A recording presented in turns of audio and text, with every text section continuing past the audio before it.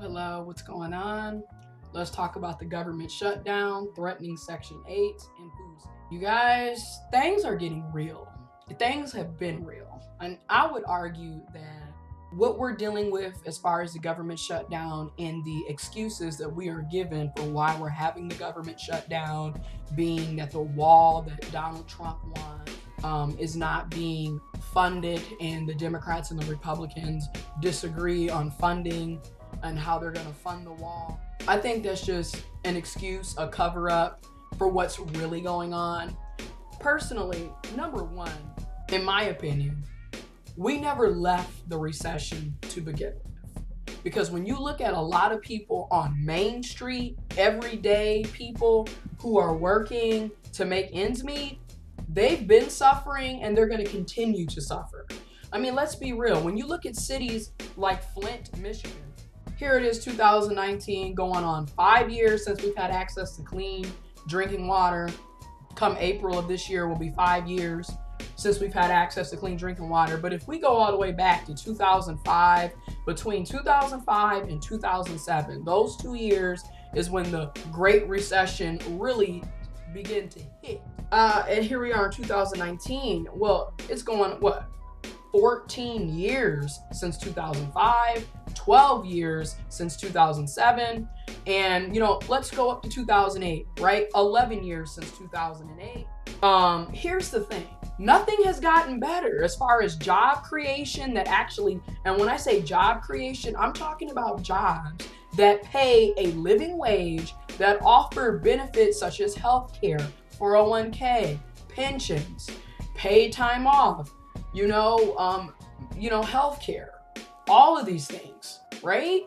A living wage where a person can take care of themselves and their families, pay their bills, and still have money left behind to save or go shopping with, or, buy a new car, buy a new house, set up a college fund for your kids or your grandkids.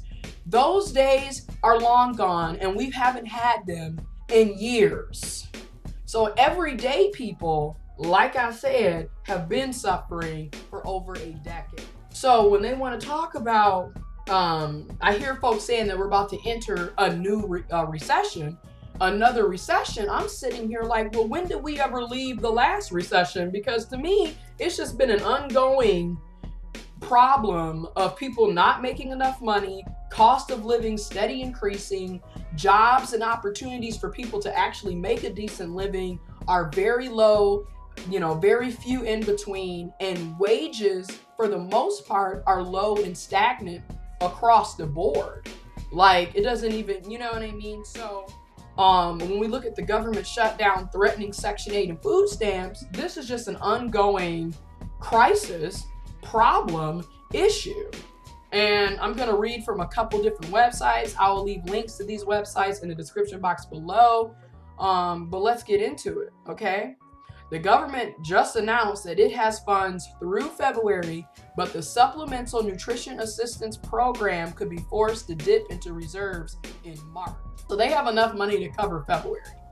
But by the time March comes around, they're going to have to dip into their reserves to fund Supplemental Nutrition Assistance Program, food stamps, okay? As of January 11th, 2019, 3 days ago, we entered day 21 of the government shutdown. The ripple effects are growing across the country, with 800,000 government workers going without pay.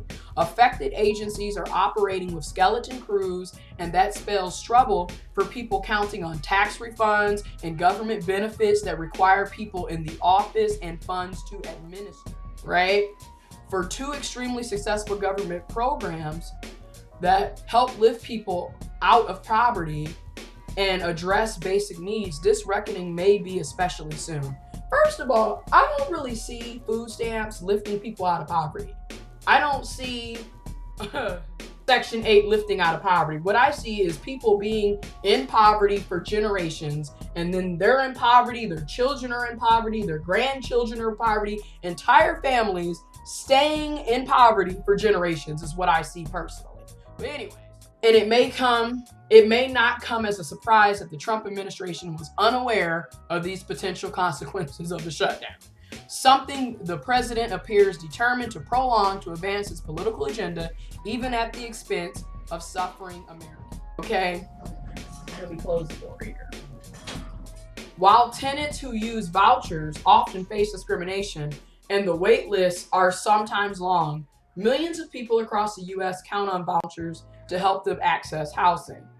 The funding for these vouchers is running dry through, and by February, neither the federal government nor local agencies will be able to provide financial support to tenants. That could lead, some say, to millions of evictions from unsympathetic landlords. Now, I'm just about to go in on this because I have, psych perspectives. I have so many opinions when it comes to Section 8, food stamps, any type of welfare benefits, assistance. Like I said before, it seems to me that neither of these programs really are working to uplift people out of poverty. Because again, it just seems that overwhelmingly, it just creates generations of poverty because they literally give you the bare minimum. So they're not giving you enough to be comfortable so you can actually do more and actually seek more and get out of poverty. They're giving you the bare minimum. They're giving you, like I said, they're giving you crumbs, essentially. Let's be real here. Okay, then when we get to Section 8 housing, like perspectives, let's look at all the perspectives. Number one, that unsympathetic landlord. To a certain extent, yes, that is true. But to another extent, how are people supposed to make money? Because the whole point of being a landlord and having rental properties that you're renting out to people is to make income, is to make a profit. So if the people that are renting from you all of a sudden stop paying rent, you're not going to make any money. On top of the fact that as a landlord, it's your responsibility to pay the property taxes on that property. So if you're not making income because the people that are renting from you, the tenants, are unable to pay rent, how are you supposed to pay the property taxes? How are you supposed to pay the property insurance? How are you supposed to pay for repairs, renovations? How are you supposed to keep afloat? Then on top of that, you have your own family, your own responsibilities to take care of. So to a certain extent, I get the whole unsympathetic landlord, but at the same time, why should they allow you to stay in their rental property for free? They got to make a living too. Now, another perspective can say, this is the problem with capitalism in a nutshell, because the whole premise of capitalism is money. We're buying and selling goods. We're buying and selling services. And if you don't have money, then you can't get the goods and you can't get the services, right? Most of the time. So capitalism, again, we're seeing capitalism implode on itself personally, because a lot of these Section 8 programs, you got people who are literally paying $50 a month for rent based off of their income. And it's mind-boggling how someone can have such low income to the point that they can get Section 8 and only pay $50 a month. The bigger problem here, in my opinion, is why are we allowing folks to not receive living wages? Because the fact that you've got people in this country, as this article says, millions of people in this country who are literally being paid poverty wages to the point that they can only afford $50 a month for rent. That is sickening, being that the USA is supposed to be a first world country, one of the wealthiest nations in the world, yet you have millions, according to this article, who can only afford $50 a month for rent. That doesn't look good as a first world country, just saying. On top of the fact that my experience with my grandparents owning rental properties, the people that I have seen who have rented from us, who are on Section 8, these people are able-bodied individuals. So, a lot of folks are under the assumption that only the elderly, only senior citizens, only children, you know, maybe a mother and children can be on Section 8. No, I'm seeing entire families be on Section 8. I am seeing grown men and women, grown people, grown adult children, people who don't have physical disabilities, people who don't have mental disabilities on Section 8. So the other perspective comes in, well, if these are able-bodied people, why don't you go get a job instead of assuming that other taxpayers need to be held responsible for you to get subsidized housing? Because that is a valid point. You know, let's be real. If there's nothing wrong with you mentally or physically, you really don't have much of an excuse not to get up off your lazy butt and go get a job. That is a valid perspective. However, psych perspectives, we look at every perspective. At least I try to, right? So another perspective comes into play. Again, recessions and not really caring about everyday people on Main Street. Where are the jobs, right? Because yeah, you got able-bodied people who are lazy as hell and are looking for handouts, but then you also have the situation where there are no jobs. Like seriously. And then the jobs that are available are low wages, low paying, little to no benefits. So a person would have to work 2 to 3 of those low wage paying jobs to barely make ends meet. So you can see why people rather be on the system than be sitting up here working these dead end jobs that pay poverty wages in the first place. It's really pathetic that once again, that people have jobs and still are unable to make ends meet, still are unable to buy food, unable to pay rent, even though they have jobs. Again, Democrats, Republicans, government, locally, statewide, federally, y'all haven't really been doing y'all jobs for decades, if we're going to be honest, when it comes to making sure that everyday people actually are able to live their lives. Again, this is capitalism, in my opinion, imploding on itself. Okay, so let's get to this, all right? 95% of HUD personnel are out of unpaid furlough, with the remaining 5% remaining on staff to handle emergency issues. With each day of the shutdown, HUD gets further behind, not just on vouchers, but also on vital programs designed to improve housing safety, affordability, and accessibility. The other problem is the Supplemental Nutrition Assistance Program, SNAP, also known as food stamps, which provides financial help to nearly 40 million hungry Americans. The Department of Agriculture has nearly run out of funding for the program. The government just announced that it has enough funds, again, through February, but SNAP could be forced to dip into reserves come March.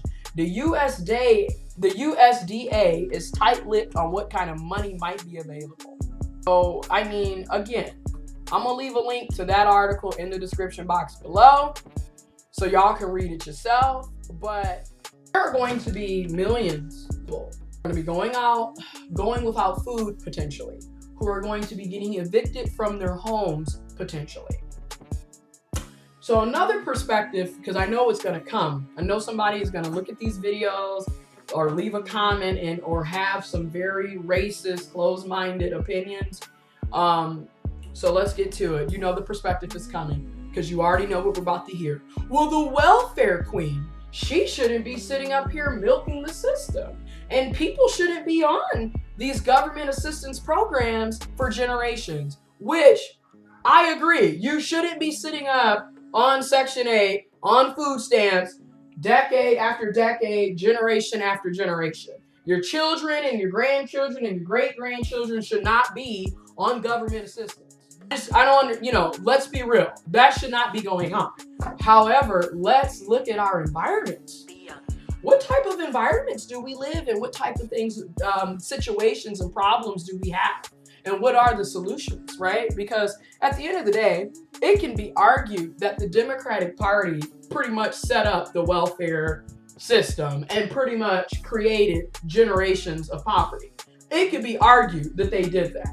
However, it can also be argued that the Republican Party likes to push this philosophy of pull yourself up from your bootstraps, however, doesn't provide you resources so you can pull yourself up from your bootstraps. And this is the problem with both political parties. This is why,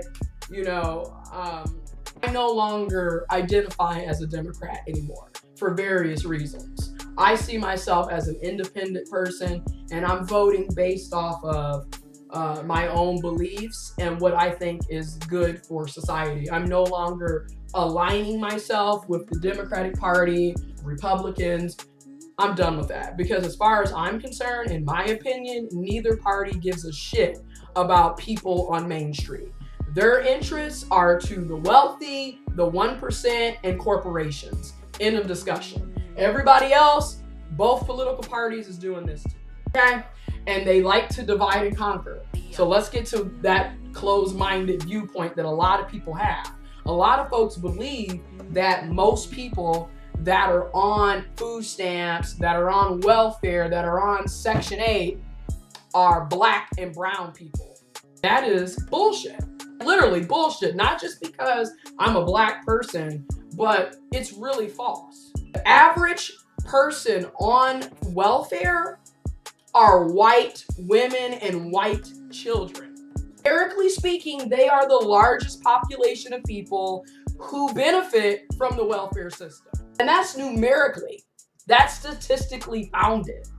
However, black and brown people are disproportionately on welfare. Because again, when you look at the numbers for the population, black people make up about 12% of the population, yet out of that 12%, a large percent is on welfare. So that's what I mean by disproportionately black and brown people are disproportionately on the welfare system. But numerically speaking, white women and white children are the biggest benefactors of the welfare system.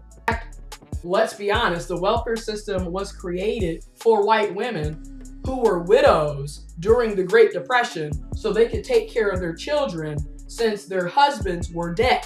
Let's be real. That's why the system was created under Franklin Delano Roosevelt, FDR.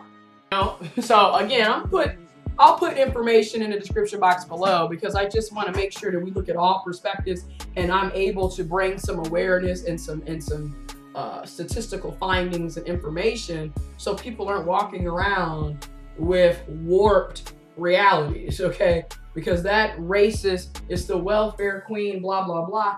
Honestly, the welfare queen is a white woman. It's not a black woman. It's not a brown woman. It's a white woman, numerically speaking. And also, if you're going to get upset about the women, people on welfare, you need to also get upset about the corporations who literally receive welfare, okay? Because we're constantly giving, or our government is constantly giving these corporations tax cuts, tax write-offs, tax breaks.